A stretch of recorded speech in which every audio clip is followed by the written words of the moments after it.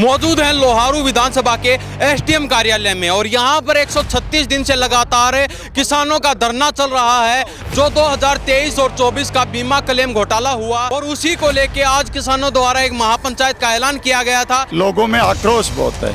आप देखेंगे कि किसान का किस प्रकार से उत्पीड़न किया जा रहा है। आज कोर का पानी सरसों में गेहूं में लग रहा है लेकिन किसान के पास डालने के लिए यूरिया नहीं है, तो इसीलिए ये किसानों का आक्रोश यहाँ प्रदर्शित हो रहा है। और ये जो घोटाले जैसे धान का घोटाला है, बाजरे की खरीद नहीं हो रही, ये सब घोटालों के खिलाफ आने वाले समय में किसान एकताबद्ध होगा और एकताबद्ध होकर के हम सरकार के साथ लड़ेंगे। आज की महापंचायत की आज क्या निर्णय लिए गए आपके द्वारा? आज अधिकारियों ने आके हमें आश्वासन दिए, हमने हमारा धरना है वो दिन रात का चल रहा है, ये दिन रात चलता रहेगा। 136 दिन से किसान इस इलाके का जो अपनी फसल को मुआवजे की मांगों को लेकर के बैठा हुआ था, किसान की बड़ी जीत कहूँगा मैं।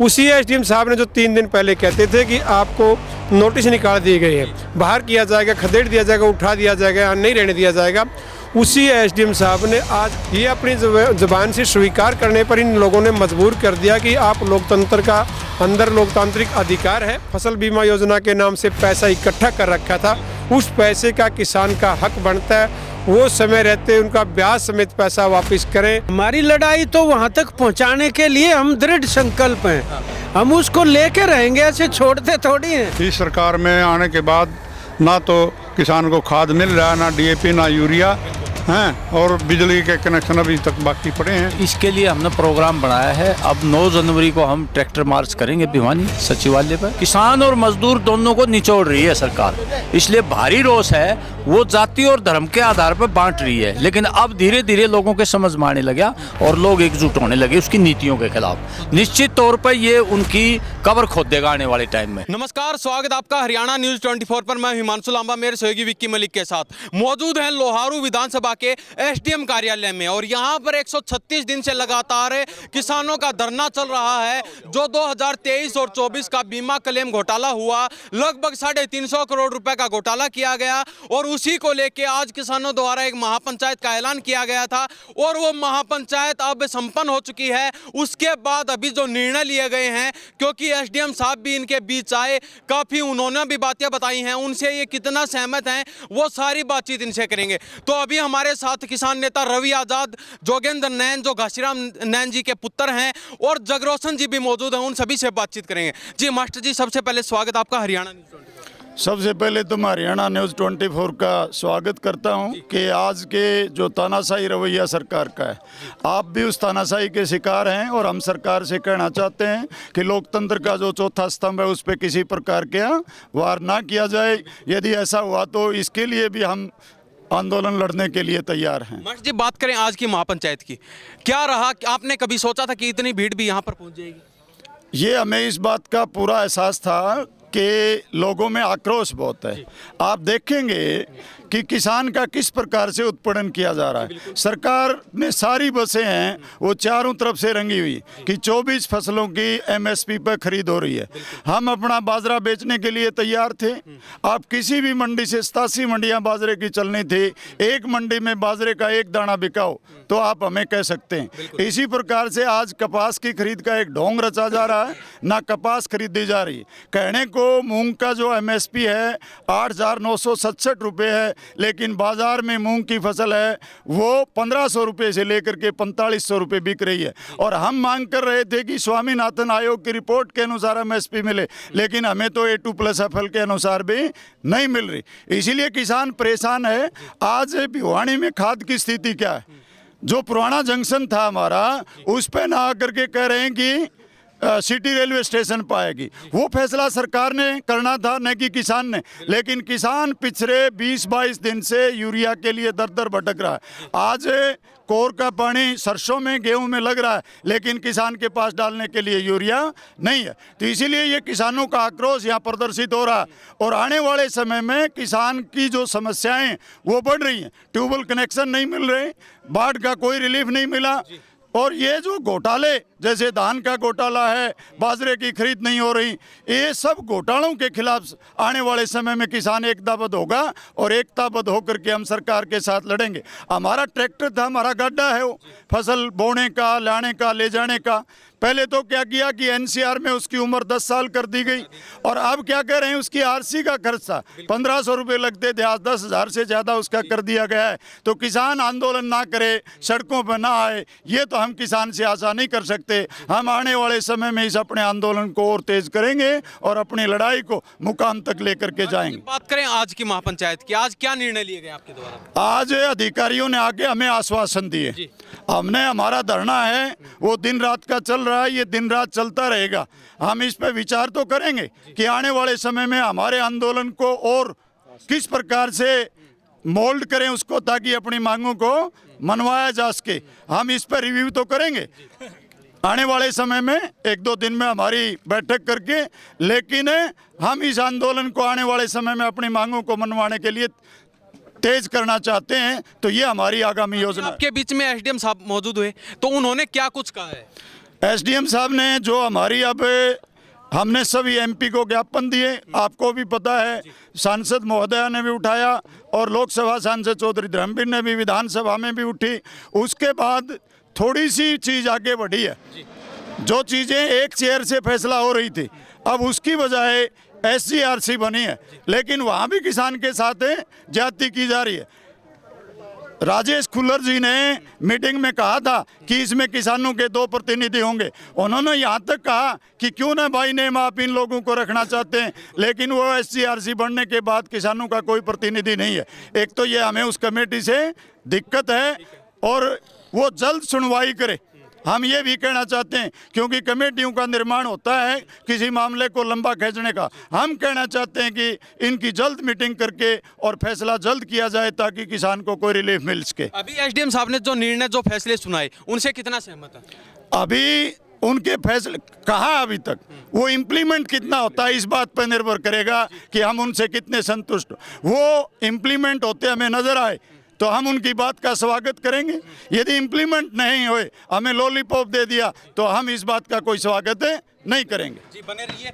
जी, अभी हमारे साथ जोगेंद्र नैन जी मौजूद हैं। ये भी बड़ी दूर से चलकर आज लोहारू में पहुंचे, इनसे बातचीत करेंगे। जी, सबसे पहले स्वागत आपका हरियाणा न्यूज़ 24। सबसे पहले लांबा साहब, आपके चैनल के सभी दर्शकों और आपको मेरी तरफ से राम राम। जी, आज आप लोहारू में पहुंचे हैं, महापंचायत का ऐलान था, क्या लग रहा है आपको? क्योंकि एसडीएम साहब भी आपके बीच में पहुंचे, कितना संतुष्ट है? नहीं, संतुष्ट नासंतुष्ट की बात नहीं है। हम अपने हकों की आवाज़ उठाने के लिए जो सरकार के द्वारा, सरकार के स्वयं घोषित की हुई मांगे हैं, जो सरकार की तरफ से आदेश दिया गया किसान को ये सुविधाएं देंगे, इलेक्शन से पहले मैनिफेस्टो किया जाता है, उसमें सब मांगे थी। उन्हीं मांगों को मनवाने के लिए जो सरकार के द्वारा घोषित की गई है, उन बातों से भी सरकार मुँह फेर रही है। और जो सर यहाँ आज 136 दिन से किसान इस इलाके का जो अपनी फसल का मुआवजे की मांगों को लेकर के बैठा हुआ था, उसके लंबे समय के बाद आज प्रशासन ने थोड़ी सी जागने की कोशिश की है। वो एसडीएम साहब परसों तक ये कह रहे थे कि यहाँ आप लोगों को इकट्ठा नहीं होने दिया जाएगा, आपके ऊपर एफआईआर दर्ज की जाएगी, आपको यहाँ से खदेड़ दिया जाएगा। 3 नोटिस निकाले गए, और आज उसी एसडीएम साहब के मुख से ये किसान की बड़ी जीत कहूँगा मैं। उसी एसडीएम साहब ने जो 3 दिन पहले कहते थे कि आपको नोटिस निकाल दिए गए हैं, बाहर किया जाएगा, खदेड़ दिया जाएगा, उठा दिया जाएगा, यहाँ नहीं रहने दिया जाएगा, उसी एसडीएम साहब ने आज आप मीडिया के सामने ये अपनी ज़बान से स्वीकार करने पर इन लोगों ने मजबूर कर दिया कि आप लोकतंत्र का अंदर लोकतांत्रिक अधिकार है, उसी अधिकार के तहत आप लोग यहाँ अपना प्रदर्शन कर रहे हैं, वो आपका राइट है। अभी देखा जा रहा है किसानों को अपना हक लेने के लिए भी सड़कों पर आना पड़ता है। हर जगह देख लीजिए, कहीं भी लगा लीजिए, अपनी मांग मनवाने के लिए हर जगह सड़कों पर आना पड़ता है। उसके बाद उनकी मांगे मानी जाती हैं या नहीं भी मानी जाती, वो बात बराबर रहती है। इस सरकार के पास बड़े अच्छे नाम घोषणा करने के लिए हैं, मेरी फसल मेरा योजना, बहुत सारे ऐसे जो किसानों को दिखाया जाता है, और अभी ढकोसले करते हैं कि भाई 152D 153D भारतमाला के नाम से रोड हैं। इस तरह से आम जन की किसान को इससे कोई बेनिफिट होने वाला नहीं है। और लेकिन अभी भी सरकार के द्वारा अभी इसी महीने के अंदर ये एक नया नाम लेकर के आई है, नई नीति लेकर के हैं, BVR सुब्रमण्यम, जो नीति आयोग के CEO हैं। उनके बाद तो प्रधानमंत्री ही है। उन्होंने ये कहा है कि किसान के लिए एक बहुत अच्छी नई क्रांति योजना लेकर के हम आ रहे हैं, जिससे किसान को आय दोगुनी होगी। पहले हमारे को एक लालच दिया गया, किसान को प्रलोभन दिया गया कि 2017 में 22 तक आपकी आय दोगुनी करेंगे, और आज उस नीति आयोग के द्वारा ये फैसला 3 तारीख को गांधीनगर गुजरात में हुआ, और उसके बाद 5 तारीख को पब्लिश किया गया कि किसान को आय को 2030 तक डबल किया जाएगा, और 1 एकड़ के किसान को इतना यहाँ पैदा करने की शक्ति दी जाएगी कि 1 एकड़ का किसान 10 मंजिल की खेती करेगा। उससे दिन दोगुनी रात चौगुनी उन्नति किसान की होगी। और मैं आपके माध्यम से बताना चाहता हूँ कि प्रलोभन देकर के ना केवल किसान को मार रहे हैं, इसके साथ साथ मजदूर वर्ग के ऊपर ऐसा चांटा मार रहे हैं। उससे जो प्रलोभन किसान को दिया जा रहा है कि आपके खेत में एक रोबोट काम करेगा, जहां 250-300 मजदूर काम करते थे, वो अकेला एक रोबोट वो सारे काम को निपटा देगा। साहब, अब बात करें आज की महापंचायत की, तो आज की महापंचायत को लेकर सरकार को क्या कहना चाहेंगे? मैं ये कहना चाहता हूँ कि मंच के माध्यम से आपके बीच से ये सरकार से कहना नहीं चाहते, चेतावनी देना चाहते हैं। ये जो किसान का हक है, ये जो 350 करोड़ रुपए का घोटाला यहाँ सरकार के जो पूर्व में रहे मंत्री या मौजूदा सरकार के अंदर MP MLA, उनका फर्ज बनता है कि जो कंपनी आपने निर्धारित कर रखी थी और जो इनके किसान के खाते से फसल बीमा योजना के नाम से पैसा इकट्ठा कर रखा था, उस पैसे का किसान का हक बनता है। वो समय रहते उनका ब्याज समेत पैसा वापस करें। ना तो हमने यहाँ आज कमेटी के द्वारा निर्णय लिया गया है कि और SDM और ADC साहब यहाँ आकर के आपके सामने स्वीकार करके रहेंगे आपकी जो मांग है वो वाजिब मांग है, और उस वाजिब मांग के तहत हम इस प्रक्रिया को जल्द पूरा करेंगे। ना तो आने वाली 9 जनवरी को किसान फिर DC दफ्तर के सामने हजारों की ट्रैक्टरों की संख्या में लेकर के इस आंदोलन को और मजबूत करने का काम करेंगे। बहुत बहुत धन्यवाद जी। क्या कहना चाहेंगे, आज आपने महापंचायत देखी, बड़ा अच्छा रुख था, और आपके बीच SDM साहब भी पहुंचे, उन्होंने भी ये कहा कि आप सफल हुए, 136 दिन लगातार धरना चलाए, तो क्या कहना चाहेंगे? हमारी सफलता तो इस पे निर्भर करेगी कि हमारी जो शिकायत है, ये जो फर्जीवाड़ा हुआ है 350 करोड़ का, जब वो जिन किसानों का क्लेम है, दावा है, वो डल जाएगा लोगों के खातों में, तभी सफलता बोलेंगे ना हम। लेकिन आपके बीच अभी SDM साहब पहुंचे, उन्होंने खुलकर कहा है कि हम आपकी जो रणनीति उस पर चल रहे हैं, सरकार भी आपकी मांगे मान रही है, 50% मान चुकी है, आप धरने को स्थगित कर दीजिए, ये भी कहा गया है। नहीं, हम ये कह रहे हैं कि इसमें परसेंटेज का सवाल नहीं है ना, कि 50% या जितने % सरकार ने उसका संज्ञान लिया, ये अच्छी बात है, स्वागत योग्य बात है, और ये हमारे आंदोलन के आगे बढ़ने का एक संकेत है। लेकिन ये बड़ा मामला है। अभी हिसार के अंदर भी कंपनियां क्या कह रही हैं, वो ये कह रही हैं कि जो क्रॉप कटिंग हम करने जाते हैं तो किसान कपास के टिंडे तोड़ लेता है ताकि नुकसान कम दिखे, इसलिए वो सैटेलाइट की बात कर रहे हैं। हम कह रहे हैं में पारदर्शिता नहीं है बिल्कुल भी।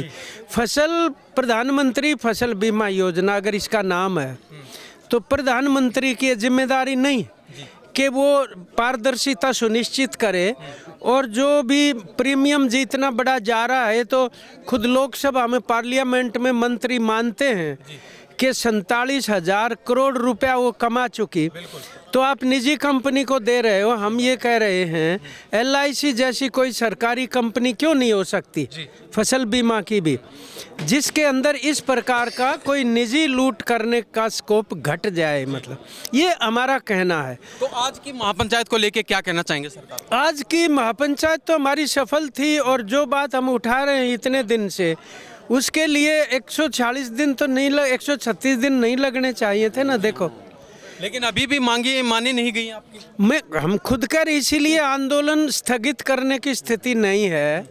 हम अपनी कमेटी जो है वो निर्णय लेगी कि किस रूप में इस आंदोलन को आगे बढ़ाना है और क्या क्या आगे कदम उठाए जाएंगे। हम इतनी ज़रूर कह सकते हैं कि गवर्नमेंट को हमने कन्विंस करने में सफलता प्राप्त की है।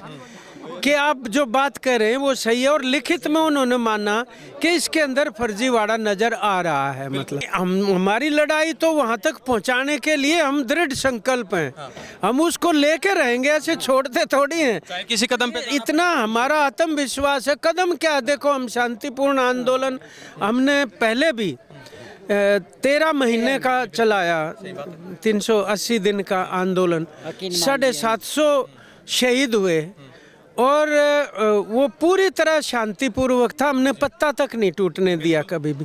यही है, आज एसडीएम साहब ने भी इस बात को माना, भाई इतने दिन से आप यहाँ बैठे हैं, बहुत शांतिपूर्वक है, इसलिए उन्होंने इस बात के लिए धन्यवाद भी किया है। मतलब तो मुझे लगता है आने वाले समय में भी, क्योंकि वो केवल इनके हाथ में नहीं है, तो एक ऊपर कमेटी बनी है जो ग्रीवेंस कमेटी, वो एक सकारात्मक बात, अच्छी बात है, लेकिन उसकी मीटिंग बुला के अब आगे कदम उठाएंगे तभी तो बात आगे बढ़ेगी। बहुत बहुत धन्यवाद आपका। जी मेहरबानी। जी क्या कहना चाहेंगे प्रधान जी, आप भी 136 दिन से लगातार धरने। हाँ, मैं रणधीर कुंगड़, जिला प्रधान किसान सभा चरखी दादरी। हम ये कहना चाहते हैं, जब तक हमारा फसल बीमा और मुआवजा नहीं मिलेगा तब तक आंदोलन चलता रहेगा। और ये सरकार को हम चेतावनी देना चाहते हैं, जल्दी से जल्दी ब्याज समेत किसानों का जो बीमा और मुआवजा बकाया है वो जल्दी से जल्दी किसानों के खाते में डाल ले, नहीं तो इस आंदोलन को तेज किया जाएगा। इस सरकार में आने के बाद ना तो किसान को खाद मिल रहा है, ना डीएपी, ना यूरिया हैं, और बिजली के कनेक्शन अभी तक बाकी पड़े हैं। हाँ, हम सरकार से कहना चाहते हैं किसानों को बिजली के ट्यूबवेल कनेक्शन जल्दी से जल्दी जारी करे, और नहीं तो भाई हम आंदोलन पर रहेंगे और आंदोलन मतलब और आगे बढ़ाएंगे इस आंदोलन को। जी अभी हमारे साथ ओम प्रकाश कॉमरेड जी मौजूद हैं, इनसे बातचीत करते हैं। कॉमरेड साहब क्या कहना आज की महापंचायत को लेकर? देखिए, आज की महापंचायत बहुत सफल रही है, अच्छी संख्या में किसान आए हैं। जो राज्य सरकार और केंद्र सरकार जो किसानों की, मजदूरों की उपेक्षा कर रही है, उसके खिलाफ भारी रोष है, और प्रशासन भी आया है, उसने आश्वासन दिया है, उस पर विचार करेगी हमारी कमेटी।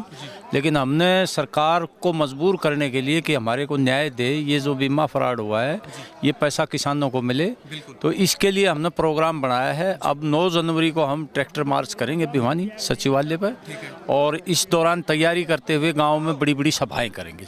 तो अभी जो एसडीएम साहब ने बताया, जो निर्णय सुनाया, उसमें उन्होंने कहा है कि आप धरने को स्थगित कर दीजिए, आपकी मांगे जल्दी ही मानी जाएंगी। तो कितना संतुष्ट है कि हम आपकी मांगे मानी जाएंगी? देखिए, वो आश्वासन दे के गए, अच्छी बात है, लेकिन हमको तो मालूम है ना, जब किसान बराबर दबाव रखेगा, आंदोलन जारी रखेगा, तभी वो मानेंगे, अदरवाइज वो ढीले पड़ जाएंगे। अगर किसान ढीला पड़ गया तो प्रशासन भी ढीला पड़ जाएगा। बाकी उन्होंने धरना उठाने की जो बात की, उस पर कमेटी विचार करेगी कि कोई सकारात्मक बात आगे बढ़ी है, प्रशासन गंभीर है तो उस पर विचार कर लेगी, लेकिन अभी तक वो हमारा जारी रहेगा। तो अभी सरकार को क्या कहना चाहेंगे चलते? सरकार को ये कहना चाहेंगे जी, सरकार तो किसान मजदूर की घोर उपेक्षा कर रही है। आप देख रहे हो, जल भराव की निकासी नहीं हुई, ना मुआवजा मिला, ना फसलों का भाव दिया सरकार ने, खाद यूरिया डीएपी के लिए मारे फिर रहे, ना कनेक्शन दे रहे, ना टावरों के न्यायोचित मुआवजा मिल रहा, और मजदूरों के कानून भी खत्म कर दिए। किसान और मजदूर दोनों को निचोड़ रही है सरकार, इसलिए भारी रोष है। वो जाति और धर्म के आधार पर बांट रही है, लेकिन अब धीरे धीरे लोगों के समझ में आने लगा और लोग एकजुट होने लगे उसकी नीतियों के खिलाफ। निश्चित तौर पर ये उनकी कब्र खोद देगा आने वाले टाइम में। अगर किसान मजदूर की एकता बढ़ती है और आक्रोश बढ़ता है, जन असंतोष पैदा होता है, क्योंकि इनकी नीतियों की वजह से तमाम कल्याणकारी कानून इन्होंने खत्म कर दिए। घोर मतलब कॉरपोरेट परस्त ये कानून ला रहे हैं, उससे भारी असंतोष है, और यही असंतोष उनको लेके डूबेगा एक दिन, बता देते। बहुत धन्यवाद। धन्यवाद आपका। तो ये हम लोहारू में मौजूद थे एसडीएम कार्यालय में, और यहाँ पर सभी किसानों से बातचीत करवाई है। और जो धरना है, इनका कहना है कि हम कमेटी बनाएंगे, उसके बाद में हम विचार बनाएंगे कि धरना स्थगित करना है या लगातार चलाए रखें। तो इस बारे में हरियाणा प्रदेश की जनता की क्या प्रतिक्रिया है, इन्हीं सब बातों के साथ मैं हिमांशु लांबा, मेरे सहयोगी विक्की मलिक के साथ हरियाणा न्यूज़ 24। नमस्कार, जय हिंद।